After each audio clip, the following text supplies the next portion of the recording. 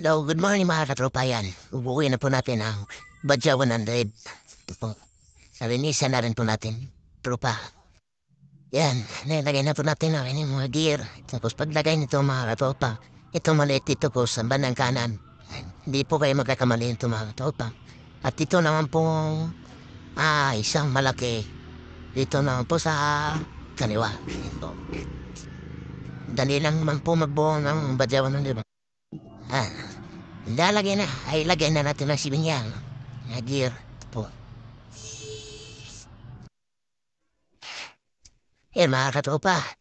Takpan na po natin. Balik na po natin ang kanyang trunking cover. Yan. Ito po. Ayun, no? Smooth ay smooth. Swabing-swabe po mga katropa. Bagong connecting rod at side bearing. Original. Yan. Lagay na natin ang piston. At lagi po natin tatandaan. Mga katropa, lalong-lalo na po sa ating mga katropa na gusto pong mag-tapong bergol. Yan. Lalagyan niyo po ng basahan kasi ito. Ang ulo ko to nun sa loob. Lagay na po natin ang kanyang bagong cylinder block. Sa katropa, pag hindi pa naman po sira, huwag niyo po. Bapasahin na gasolina kasi ang ulo ko yung nasa loob yung may stick. Yan o. Huwag niyo pong hugasan ng gasolina. Punasan niyo na. Bago natin ito papalitan ng bob seal, lalapat muna natin ito. I-grind muna natin itong kanyang barbula para lumatok ko dito. Yan. Yan. Sobrang itim na.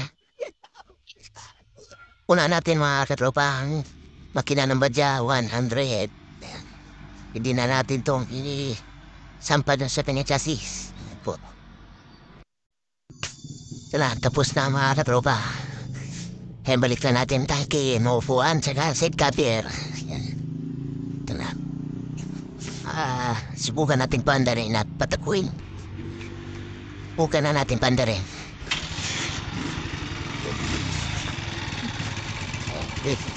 Tahimik na makina.